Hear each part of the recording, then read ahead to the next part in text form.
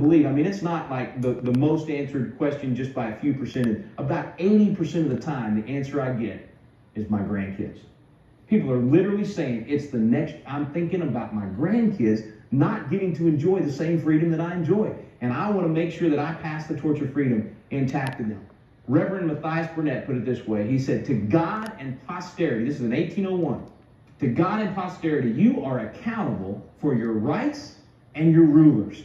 Let not your children have reason to curse you for giving up those rights and prostrating those institutions which your fathers delivered to you.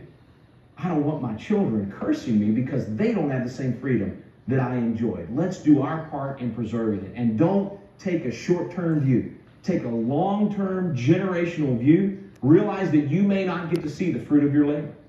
You know, that's hard for me to accept sometimes. But I have tried to adopt the philosophy of the son of one of the men that gave us our Declaration of Independence. John Adams was, of course, our second president. His son, John Quincy Adams, was our sixth president. And John Quincy Adams did something that I just can't even get my head wrapped around. He went from being president of the United States to running for Congress. Went from being the man on one end of Pennsylvania Avenue to going to be one of, today it would be one of 535 in the House and Senate both. And he did it for one reason. He wanted to end slavery. He wanted to get rid of slavery. He wanted to make sure that what they did in this room, what his father was part of, would finally apply to all Americans. So he goes home, he runs for Congress, and he gets elected, and he gets in Congress, and he's like a man against the world, man. He's trying to end slavery, and it's a pro-slavery Congress, and he's not getting anywhere.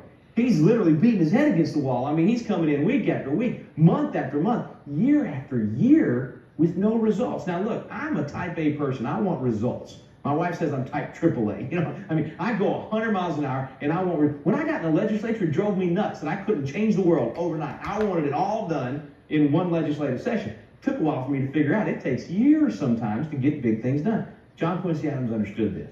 And so when he kept hitting the wall and not getting anywhere, he didn't get frustrated. He just kept coming back. You know that's pro-slavery Congress got so frustrated with John Quincy Adams, they passed the John Quincy Adams gag order. They said, Adam, you can talk about anything you want, but we are sick of hearing you talk about getting rid of slavery. You can't even do it anymore. He just keeps coming back week after week, month after month, year after year. 13 years with zero results. Now, can you imagine that? You look at what we're trying to do in our country right now. Can you imagine fighting for more than a decade with no results and still being able to come back and fight more? I don't know how you did it. 13 years, no results. A reporter comes to him and says, what is your problem? Why are you doing this? You're not getting anywhere. You're wasting your time. You're wasting my time. You're wasting the Congress's time. You're a waste of time. Why are you doing this?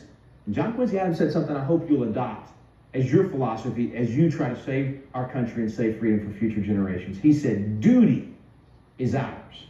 Results are God's. Duty is ours. Results are God's. He said, I'm just doing my duty.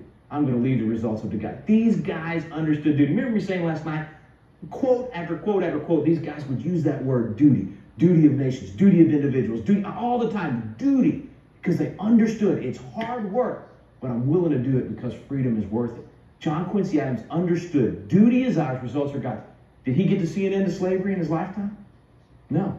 4 years later, after he had that interview, he dies on the floor of Congress, literally in Congress. Actually, he had the stroke on the floor of Congress. They moved him into the Speaker's office, and he died in the Speaker's office. But he dies there in the Capitol, there in Congress.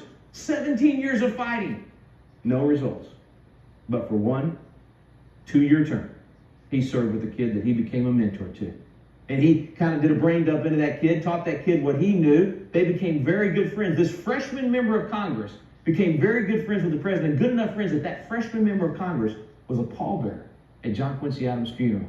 That kid goes home, doesn't get reelected. Runs for another office, loses, another office, loses, another office, loses. Just keep losing. Finally wins another election. It's almost 15 years later. And Abraham Lincoln becomes president of the United States and implements the same 3-step plan that John Quincy Adams had tried for 17 years to accomplish. Duty is ours, results are God's. We have no idea who we might be planting the seeds for that's going to come along and water. We have no idea what this generation that is being raised up right now. Remember what John Jay said? Teach the rising generation to be free. If we'll teach them to be free, we have no idea what they may accomplish in bringing America back to those freedoms and preserving them for future generations. Friends, I cannot thank you enough for being willing to dive into the Founding Fathers and the founding documents. You